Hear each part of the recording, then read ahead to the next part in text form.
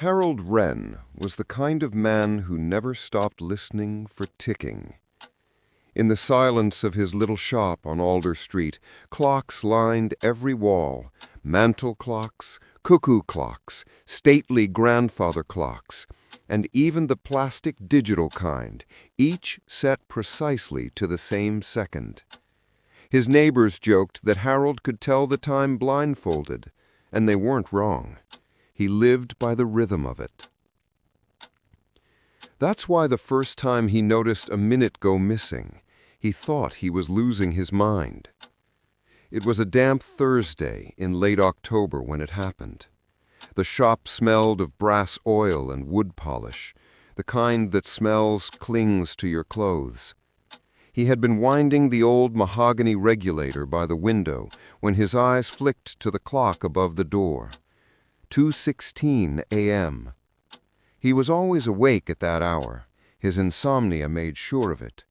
But then, in what felt like a blink, the hands jumped. 2:17. He frowned. Must have slipped, he muttered. But clocks didn't just slip. Not his clocks. That night he stepped outside for air. The world had gone strange. No hum of distant traffic, no wind stirring the dead leaves. Even the rain, half falling, seemed suspended mid-air, like tiny beads of glass. He waved his hand through it, and it splashed down all at once. "Hello?" he called into the stillness. From the corner of Alder and Birch, a figure moved. Slow, deliberate, almost careful, as if testing each step. Tall, impossibly thin. Harold squinted, but the moment he blinked, the street flickered. The next sound he heard was the distant chime of a clock he didn't own. Then, time resumed. The wind picked up, the rain fell normally again. His watch read 2:18. He told himself it was exhaustion, a trick of the eyes. Yet, the next morning when he checked his clocks, every one of them had stopped at exactly 2:17 a.m. The next night, Harold stayed awake on purpose. He made tea, strong and bitter, and kept every light in the shop burning. The air was heavy with anticipation. The clocks ticked in uneven harmony, hundreds of tiny hearts beating toward one shared moment. 2:16 a.m. He set his gaze on the brass pocket watch that had belonged to his father. The second hand twitched forward with mechanical precision, slicing the minute into slivers. Then, nothing. The hand froze mid-tick. Every clock in the room stilled at once. The quiet was so complete, Harold could hear the blood moving in his ears. He stood slowly, testing the air. The teapot steam hung motionless above the stove. The rain outside had once again turned to suspended glass. It wasn't an illusion this time. Something had stopped the world. "Hello?" His voice came out smaller than he meant it to. "Is anyone—" Then a sound interrupted him. Not a human voice, more like the scraping of something sharp over cobblestone. Shook, shook. It came from outside, just beyond the fogged window. He hesitated, hand trembling near the curtain. When he looked, he saw the figure again. It was clearer now, closer. The thing walked, or rather drifted down the middle of the street, its outline stretched like a shadow caught between two lights. It had no face that he could make out, just a faint shimmer where eyes should have been. The scraping came from its feet or claws, dragging something long behind it. Harold stumbled backwards, heart pounding. His shoulder hit a shelf, knocking down a row of pocket watches. The sound they should have made as they fell should have echoed. But it didn't. There was no sound in that frozen hour except the dragging steps of the thing outside.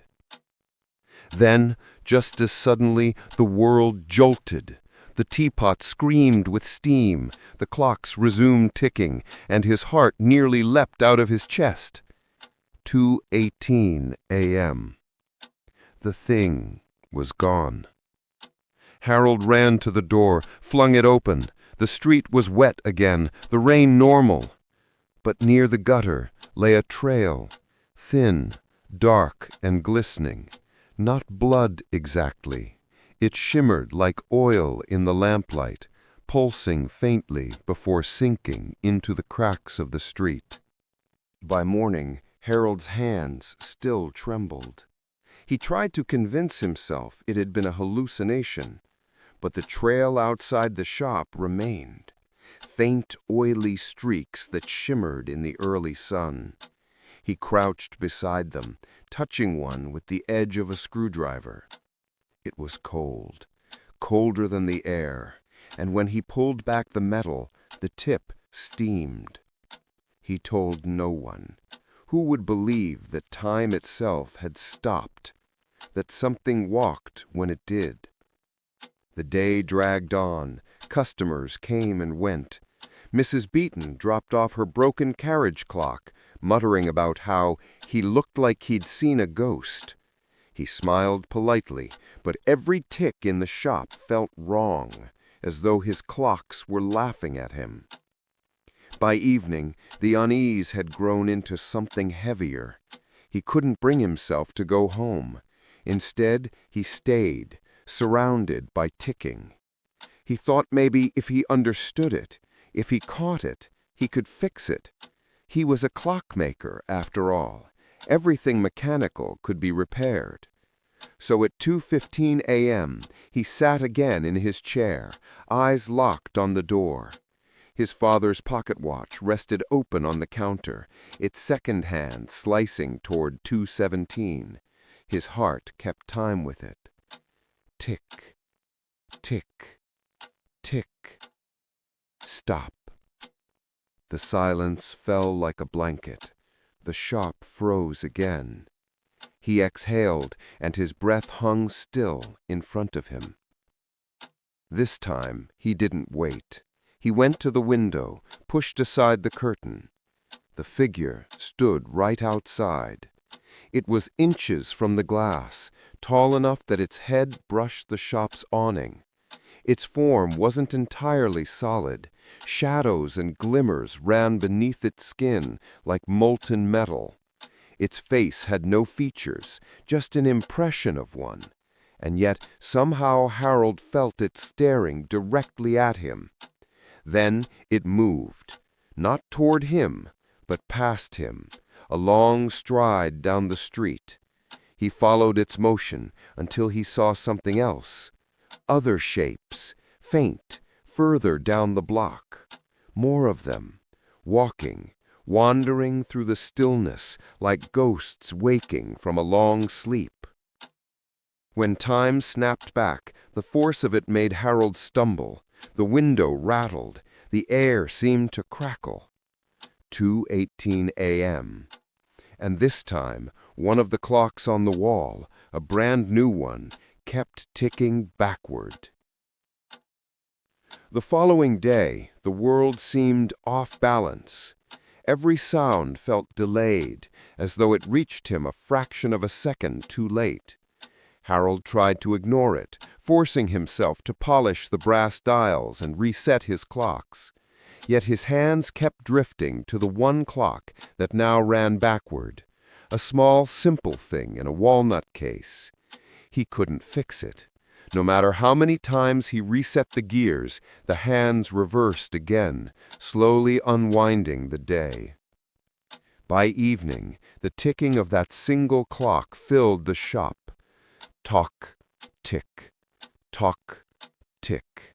It made his stomach turn. He went to the back room to fetch tools, but when he returned, something had changed. The reversed clock was gone. In its place, on the shelf, sat his father's old pocket watch, though Harold was sure he'd left it on the counter. Its cover was open, its glass cracked down the middle. Inside, the hand spun wildly. "Stop it!" Harold whispered, closing the lid. But the ticking didn't stop. It grew louder, echoing through the walls, rattling the window panes. He covered his ears and shouted, "Stop!" The sound cut off at once. The silence that followed was worse. And then he realized there was no silence at all, because silence only existed when time moved. The air had frozen again. 2:17 a.m.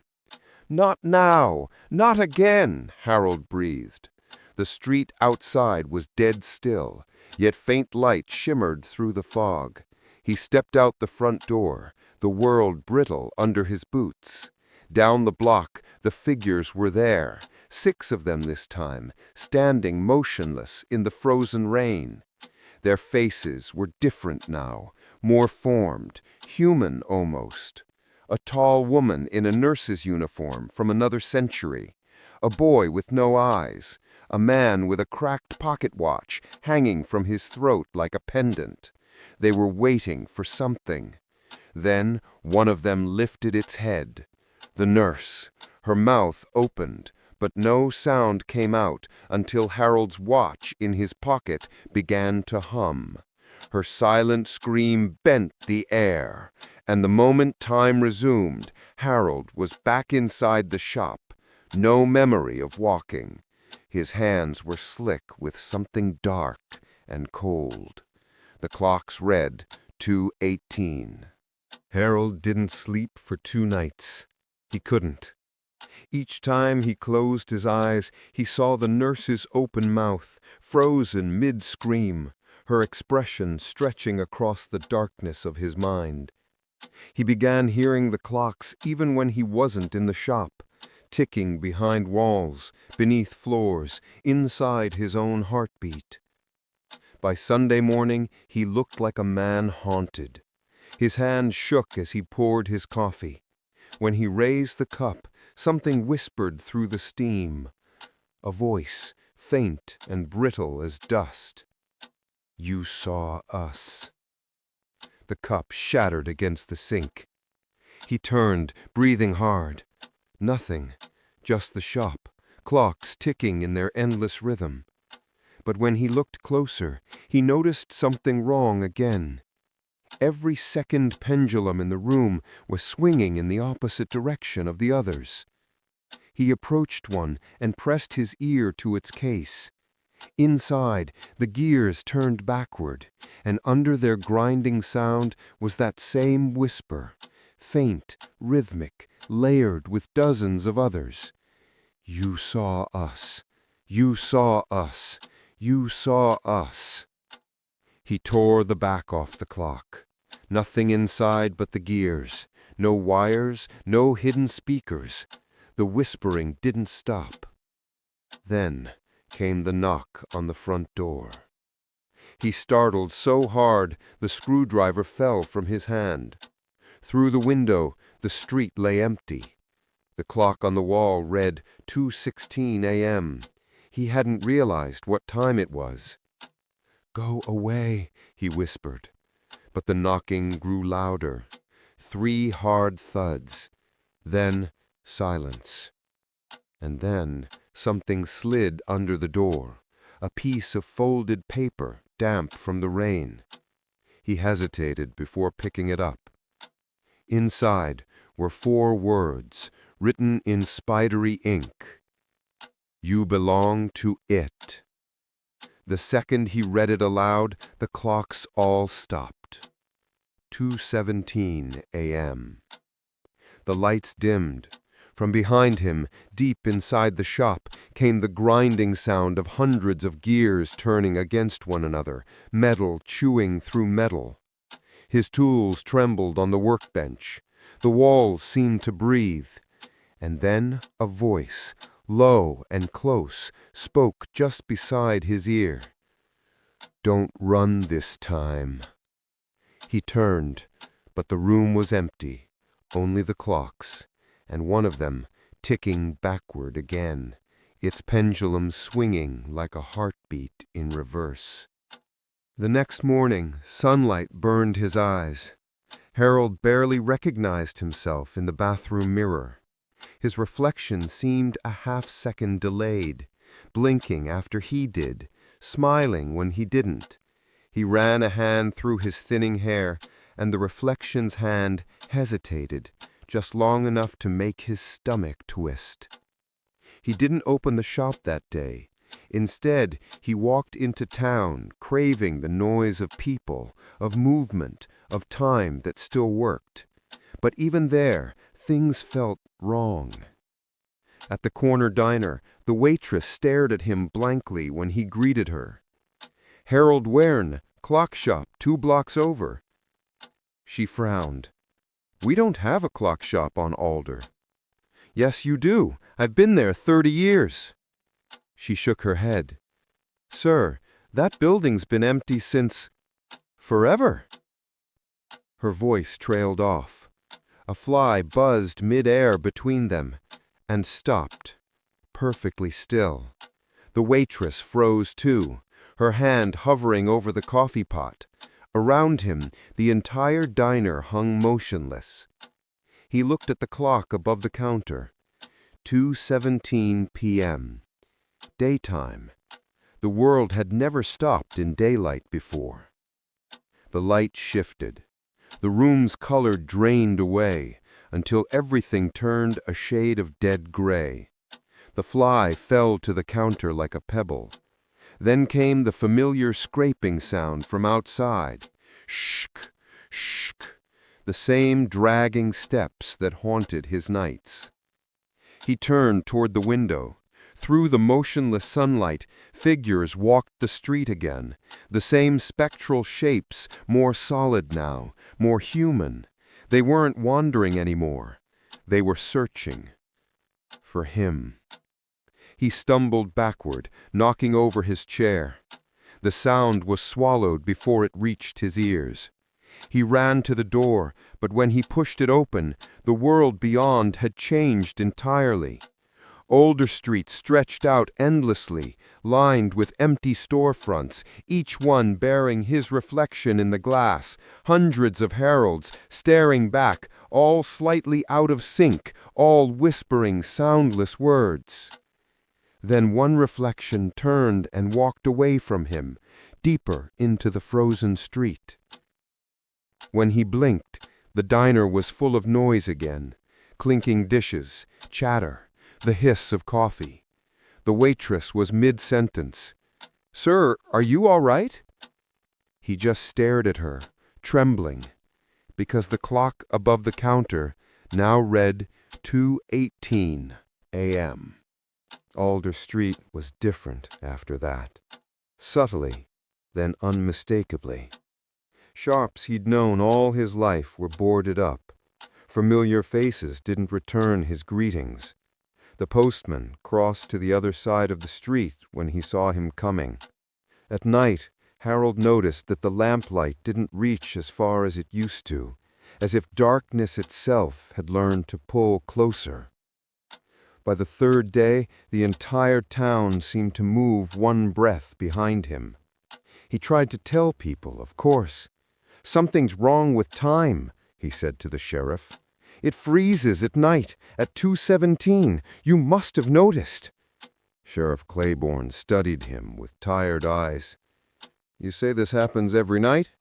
"Yes, the clocks stop. The rain hangs in the air. Something walks." The sheriff sighed, scribbling something on a pad. "Mr. Wren, the old clock shop was condemned years ago. You sold it." Harold blinked. "That's not true." But the sheriff's tone was gentle, like speaking to a confused child. "You live out near Birch Lane now, retired." "No, I never left." The sheriff folded his hands. "Why don't you go home and rest? Maybe stay away from the tools for a bit." When he stepped outside, the world felt thinner, like a photograph left too long in the sun. The air had no temperature. The birds weren't moving right. Their wings flapped in jagged frames like skipping film. And every clock he passed, in windows, in cars, in the bank across the street, flicked forward, then backward, like the town itself couldn't make up its mind which second it was supposed to be. That night, Harold didn't go back to his shop. He sat in the park instead, wrapped in his old overcoat, watching the church tower loom against the sky. 2:16 a.m. He counted the seconds. 2:17. Nothing. The air stayed warm. Crickets chirped. The world didn't freeze. For a moment, he felt relief. Maybe it was over. Maybe he'd imagined it all. Then someone sat beside him on the bench. He turned and saw himself, his own face, but younger, smoother, smiling faintly. The other Harold said softly, "You fixed it. You stopped the hour." "I did? For now." The younger Harold leaned closer. "But it'll come back. It always does." And then time stopped. The crickets froze mid-song. The moonlight sharpened into stillness, and Harold's younger self was gone. When the world resumed again, Harold sat alone on the bench. The younger version of himself was gone, as if he had never been there. But on the wooden slats beside him lay a single pocket watch, identical to his father's, except the hands weren't moving. They were missing entirely. Inside the case, where the gears should have been, was a faint, pulsing light. He touched it. The world flickered. For a heartbeat, he saw everything from above, streets looping into themselves, clocks scattered across rooftops, and a dark figure moving between them, slow and patient. Wherever it passed, the clocks bled time. Their faces cracked, spilling glowing motes into the air, and the creature gathered them in its long skeletal hands like a miser collecting coins. Then the vision snapped. He was back on the bench, gasping, the watch burning hot in his palm. The next morning, he tested something. He stood outside the bakery and asked Mrs. Beaton what day it was. "Thursday," she said, frowning. "Same as yesterday." "But it was Thursday yesterday." Her eyes went glassy. "Was it?" she murmured. "I suppose it's always Thursday lately." By noon, the whole town was stuck in that same loop. Newspapers repeated the same date. The clock tower struck noon endlessly, 12 chimes over and over, until the sound turned hollow. Harold realized what the thing was doing. It wasn't freezing time. It was taking it. Each night at 2:17, the collector walked, and an hour, or maybe more, was swallowed. The world kept running, but thinner each day, like tape played too many times. He tried to throw the glowing watch away. It landed in the gutter, but by the time he returned home, it was on his workbench again, ticking faintly now, the missing hands replaced by a pair of shadows circling the dial. That night, he resolved to wait outside, to see where the collector went. Maybe he could follow it, reason with it. He packed a lantern, his father's watch, and a notebook full of calculations that made no sense the next morning. At 2:16 a.m., he stood on the corner of Alder and Birch, trembling. When the silence fell, he was ready. And when the collector appeared, it turned its eyeless face toward him as though it had been expecting him all along. The stillness hit like a deep breath held by the universe. Harold's lantern froze mid-flicker, its flame locked in a perfect curve of gold. The air had weight again, as if filled with invisible dust. Every sound died, even the faint ringing in his ears. And then it came. The collector moved with a deliberate slowness, its limbs bending wrong, like a marionette controlled by too many strings. Its shape flickered, tall one moment, hunched the next. It passed through a street lamp, and the light inside the glass went out like a snuffed candle. "Why?" Harold called. His voice cracked in the quiet. "Why 2:17? Why this hour?" The figure stopped. The sound that came from it wasn't quite speech, but something older, stretched through the gears of the world itself. "It was the first minute you forgot." Harold stepped closer. "What does that mean?" The thing tilted its head, and behind its shifting form he saw faint shapes, people, hundreds of them, drifting like smoke. Their faces were soft, unfinished. Some he recognized from town, Mrs. Beaton, the sheriff, the waitress, but they were wrong, transparent, each carrying a pocket watch that glowed faintly against their chests.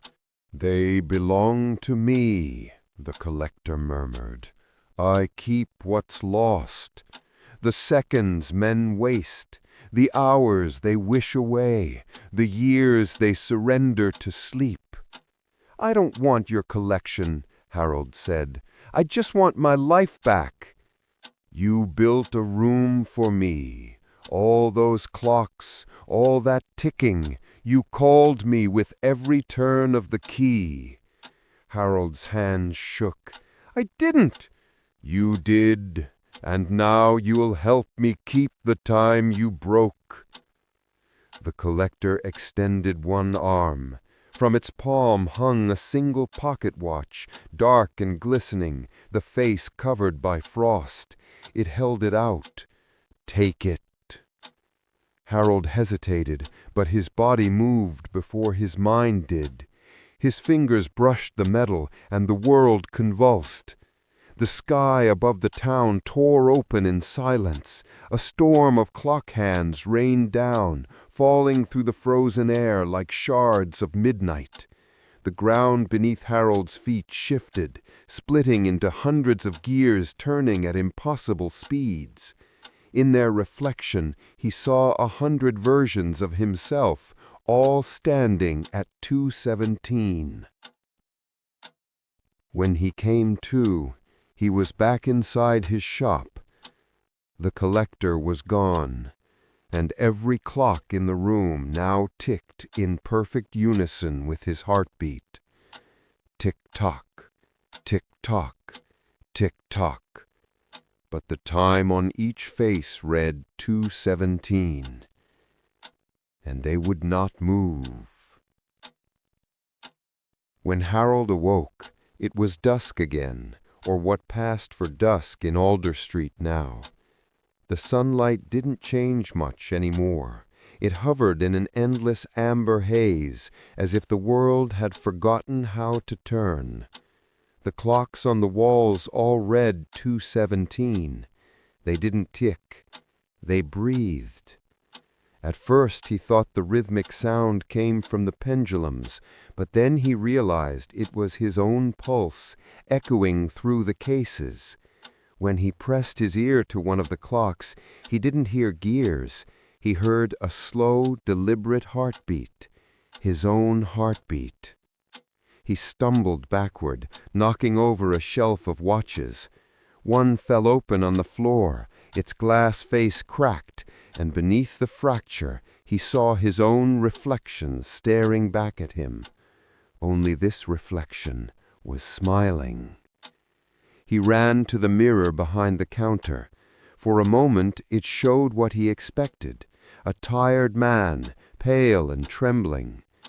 Then behind his reflection, the faint outline of gears rotated beneath his skin, turning, ticking, clicking in time. He pressed his hand to his chest. Beneath the ribs something moved, smooth and metallic. His heart stuttered in rhythm with the clocks. "No, no, no," he whispered. The shop darkened. The hands of every clock turned at once, spinning faster and faster, the air thrumming with mechanical thunder. The glass in the windows bowed inward. His reflection split into dozens of them, each moving at slightly different speeds. From the far end of the room came a voice, soft as silk and rust. "You took the hour inside you, Harold." He turned. The collector stood among the clocks, half shadow, half light. Its shape flickered like a candle struggling to exist. "You asked for your life back. Now you are the time that was lost." Harold backed away. "I didn't ask for this!" But the collector's voice slid through his protest. "Every man asks for more time. You were the only one foolish enough to take it." Harold grabbed a hammer from his bench and swung it at the nearest clock. It shattered, gears spilling across the floor like spilled teeth.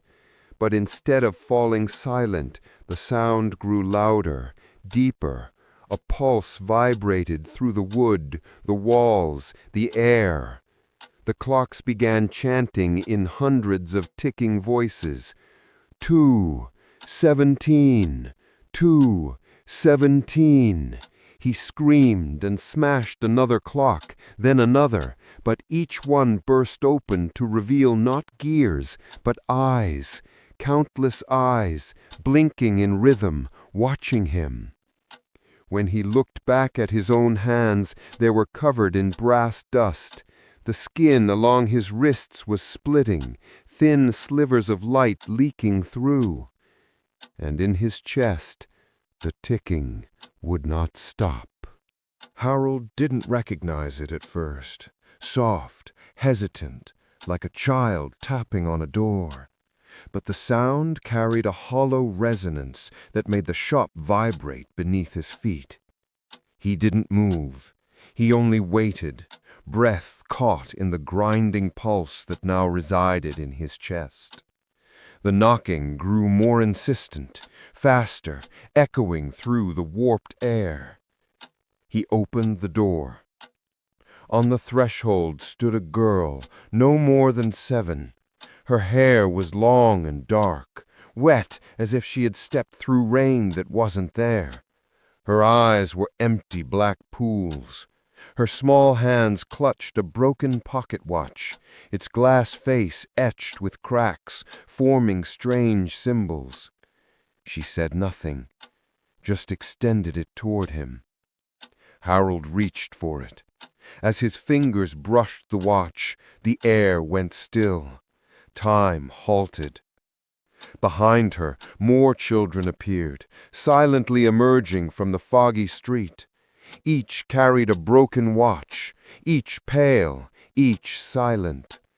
They drifted closer, their movements unnatural, limbs bent like strings pulled by invisible hands. Harold's own reflection in the shop window trembled, mimicking him too closely, too perfectly. "Take them," whispered the collector from the shadows.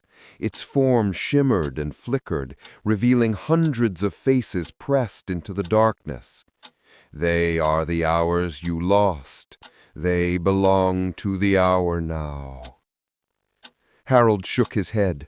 "No, I can't." The children stepped forward, not threatening, not hostile, but the coldness in their gaze was absolute. They were waiting, and Harold understood. They were not alive in the conventional sense. They were fragments, pieces of the world swallowed in the frozen hour, kept safe, imprisoned, and endlessly patient. One of them tilted her head. She spoke, but it was his voice coming from her mouth. "Harold, you said you wanted more time. Now give it back." He stumbled backward, clutching his chest. The ticking inside him roared. It wasn't just in his heartbeat anymore. It pulsed through his limbs, his nerves, through the floorboards of the shop. He felt the weight of countless hours pressing down on him, heavy and sharp. And then the world jolted. Time resumed. The children were gone. The street outside was empty, wet with ordinary rain. The clock read 2:18 a.m. Harold sank to the floor, shaking. The watches left behind by the children now littered his counters, broken, glowing faintly, ticking faintly, whispering in 1,000 voices. He realized, with a cold dread that gripped his very soul, that the hour was inside him. The hour was him, and it would never let him go. The next night, Harold didn't wait for 2:17. He couldn't. He felt it coming in his veins, rising through his chest like molten metal. The very air around Alder Street vibrated, ticked, whispered. He walked outside, lantern in hand, each step dragging through invisible molasses. The street wasn't empty. Not really. It breathed. The asphalt shifted beneath his boots. Sidewalk cracks widened and narrowed like lungs inflating and deflating. The lampposts swayed with a slow, almost sentient rhythm, their light dimming and brightening in a heartbeat. He tried to scream, but the sound stopped midway, hanging frozen in the air. Then he saw them. Not the children this time, not just fragments of hours lost. Entire figures moved inside the street itself. People from town, distorted and unreal, walking through their own front yards, their hands pressed against windows from the inside, faces blank. Some whispered his name. Others stared straight through him. A mail truck rolled by, but its wheels didn't touch the ground. They hovered, spinning in place like gears, yet the truck moved forward anyway. Harold stumbled backward, lantern tipping. He caught a reflection in a puddle, hundreds of clocks spinning inside him, behind his eyes, beating in reverse and forward at once. Harold. The collector's voice came from the fog. You see now, time is not yours. It belongs to me. Harold tried to run, but the streets had grown elastic, stretching endlessly in all directions. Houses leaned impossibly toward each other. The lampposts bent into arcs, glowing with eyes. Even the rain refused to fall properly, droplets suspended mid-air like miniature globes of distorted reality. Through the fog, he glimpsed a familiar figure, the younger version of himself, walking slowly down the street, hands held out like a guide. Behind him, the children and the faces of townspeople followed. Their motion was a wave, stretching endlessly, looping in impossible cycles. And Harold realized, with gut-splitting clarity, that the collector had no interest in harming him. It was making him part of it. The hour had become a living thing, and he was being folded into its flesh. A clockwork cell in a breathing organism of frozen time. The lantern slipped from his hands, light scattered in fractals, and he fell to his knees. His pulse, the ticking, the hour itself, all roared in unison, vibrating through the air, the street, and his skull. 2:17 a.m. The hour began. Harold woke in the shop. Though woke wasn't the right word. His senses were no longer entirely his own. The ticking in the clocks was now his heartbeat, his breathing, the rhythm of his blood. He moved, but the shop shifted around him in impossible ways, shelves bending, floorboards curving like ribbons, the walls breathing in slow, mechanical inhalations. He looked down at his hands. Fingers were no longer flesh with brass, segmented with thin gears glimmering beneath a layer of semi-transparent skin. He flexed them, and the ticking intensified. Each movement sent echoes through the walls, through the air outside, and into the street itself. Harold didn't feel fear. Fear had become redundant. There was only the hour, and he was the hour. The collector appeared, hovering in the corner, its shape flickering like candlelight caught in wind. "It is done," it whispered. "You are the vessel now. The lost minutes will flow through you. The hour is alive, and so are you."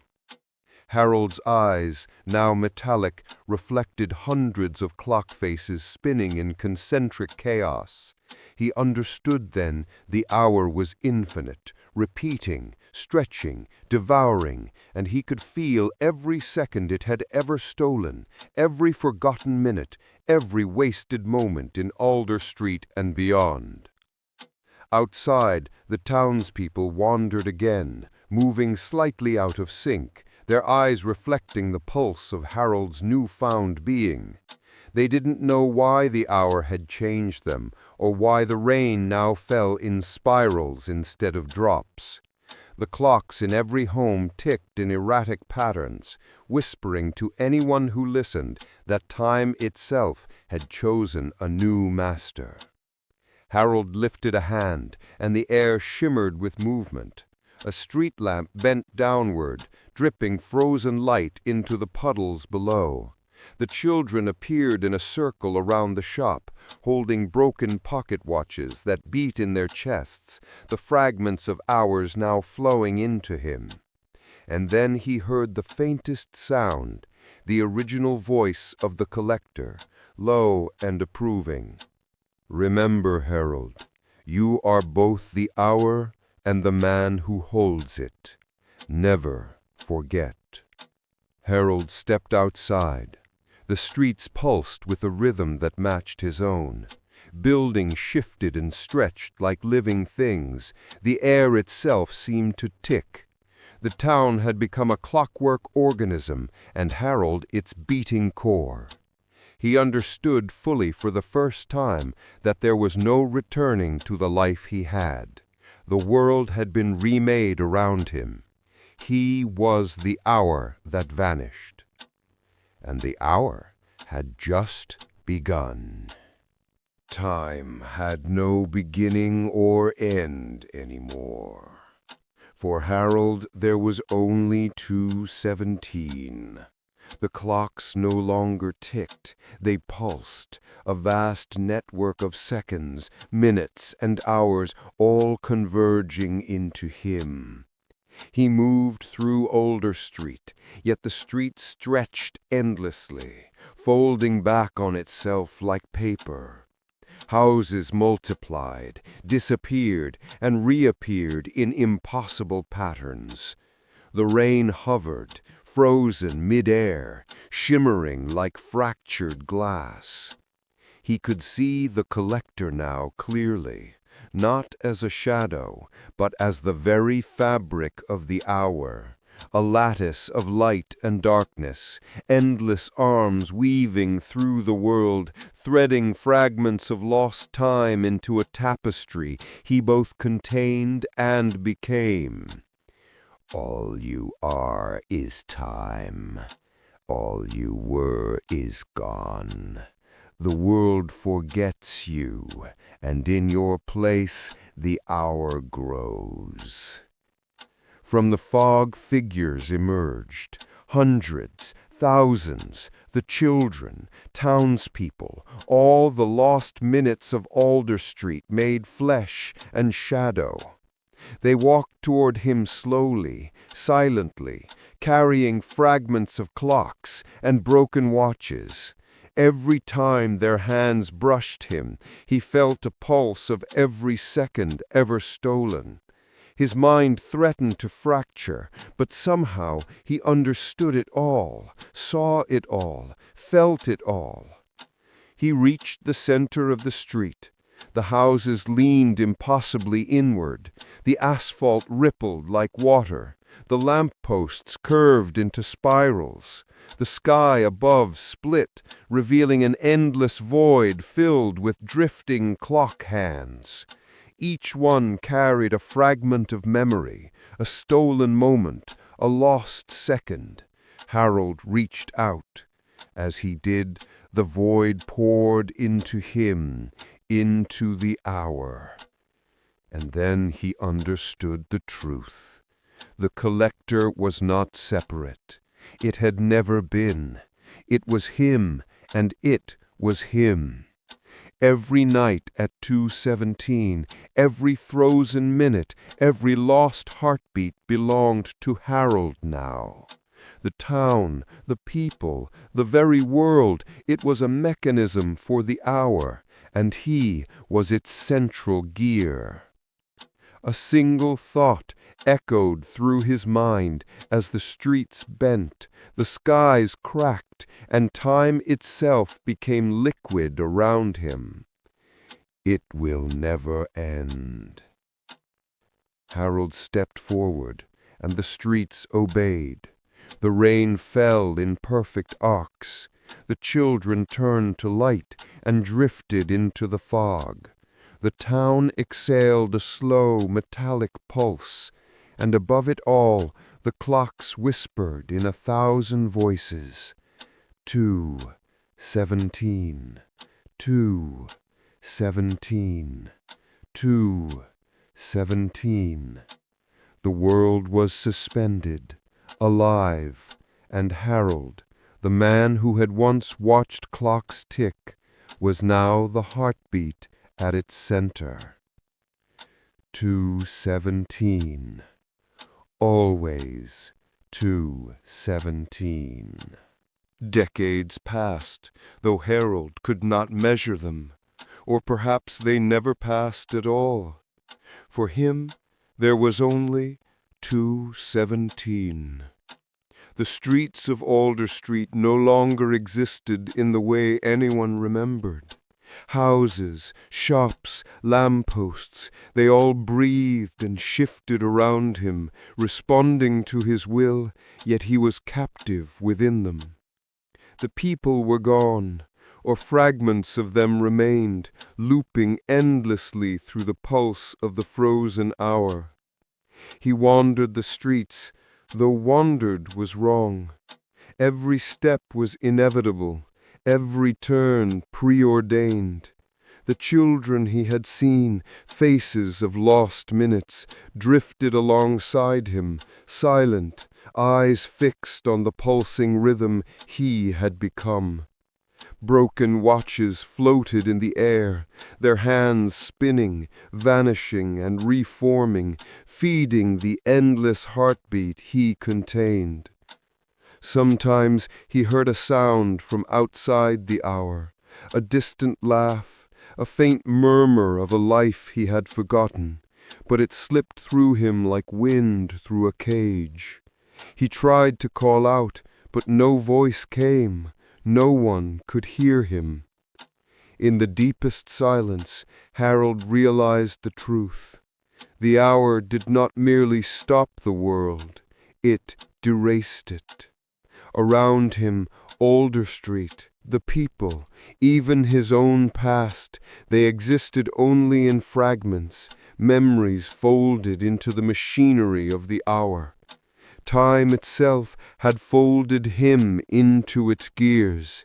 He had tried to chase it, fight it, understand it, but now he was it.